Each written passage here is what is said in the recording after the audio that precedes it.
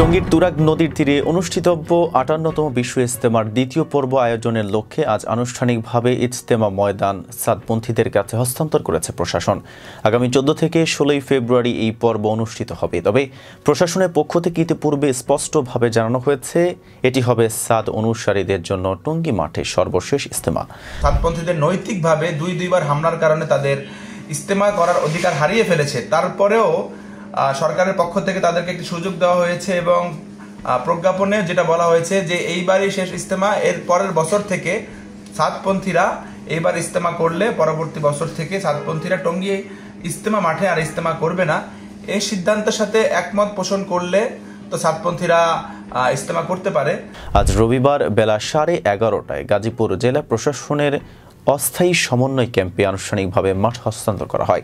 প্রশাসনের পক্ষে ইজতেমা ময়দান বুঝিয়ে দেন গাজীপুর জেলা প্রশাসনের এনডিসি ওয়াহিদ হোসেন। এ সময় গাজীপুর মেট্রোপলিটন পুলিশের অতিরিক্ত উপ পুলিশ কমিশনার হাফিজুর রহমান উপস্থিত ছিলেন। অন্যদিকে সাদপন্থীদের পক্ষে মিডিয়া সমন্বয়ক মোহাম্মদ সায়েম, মাঠের জিম্মাদার মহিবুল্লাহ মোহাম্মদ হারুন সাহেব সহ অন্যান্য উপস্থিত ছিলেন। এর আগে স্বরাষ্ট্র মন্ত্রণালয়ের জননিরাপত্তা বিভাগ থেকে জারি করা এক প্রজ্ঞাপনে স্পষ্ট ভাষায় বলা হয়েছে, আগামী বছর থেকে সাদ অনুসারীরা টঙ্গীর ইজতেমা ময়দানে আর কোনো ইজতেমার আয়োজন করতে পারবে না। তবে শর্ত সাপেক্ষে এই বছরে শেষবারের মতো তাদের ইজতেমার আয়োজনের অনুমতি দেওয়া হয়েছে। প্রজ্ঞাপনের শর্তগুলো নিয়ে সাদ অনুসারীদের মধ্যে মিশ্র প্রতিক্রিয়া দেখা গেছে। মিডিয়ার সমন্বয়ক মোহাম্মদ সায়েম জানিয়েছেন, তারা সরকারি সিদ্ধান্ত সম্পর্কে অবগত আছেন এবং এটি তাদের কাছে আনুষ্ঠানিকভাবে পৌঁছালে শীর্ষ মুরব্বীরা এ বিষয়ে চূড়ান্ত সিদ্ধান্ত নেবেন।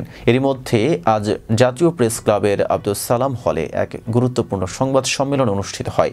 এতে উপস্থিত ছিলেন শুরাই নেজামের অনুসারী ওলামায়ে কেরাম ও তাবলিগ জামায়াতের শীর্ষস্থানীয় মুরব্বীগণ। স্বরাষ্ট্র মন্ত্রণালয়ের জননিরাপত্তা বিভাগ থেকে একটি পরিপত্র প্রকাশ হয়, যা আপনাদের অনেকের কাছেই হয়তো আছে। এর মধ্যে 3টি বিষয় ছিল। তার মধ্যে দ্বিতীয় বিষয়টি ছিল তবলিগ জামাত বাংলাদেশ মাওলানা সাদ সাহেবের অনুসারীগণ এর বিশ্ব ইজতেমায় দ্বিতীয় পর্ব আগামী 14, 15, 16 ফেব্রুয়ারি 2025 তারিখে অনুষ্ঠিত হওয়ার পর 18 ফেব্রুয়ারি 2025 তারিখ বাদ মাগরিব মাওলানা সাদ সাহেবের অনুসারীগণ ইজতেমা ময়দান প্রশাসনের নিকট হস্তান্তর করবেন। এরপর একটা প্যারা আসে, তবে তবলিগ জামাত বাংলাদেশ মাওলানা সাদ সাহেবের অনুসারীগণ আগামী বছর থেকে তাদের বিশ্ব ইজতেমা ও তাবলিগি কার্যক্রম টঙ্গীস্থ ইজতেমা ময়দানে করতে পারবেন না। এ শর্ত পূরণ সাপেক্ষে শুধুমাত্র 14, 15, 16, 2025 তারিখে ইজতেমা করতে পারবেন। বাংলাদেশে তাবলিগ জামায়াতের দুটি পক্ষের মধ্যে দীর্ঘদিন ধরে মতাদর্শগত দ্বন্দ্ব চলছিল।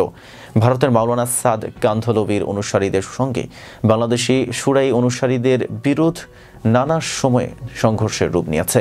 2018 সালের 1 ডিসেম্বর টঙ্গী ইজতেমা মাঠে সংঘর্ষে হতাহতের ঘটনা ঘটে। তৎকালীন সরকার ও প্রশাসনকে একপক্ষীয় আচরণের অভিযোগে অভিযুক্ত করা হয়েছিল।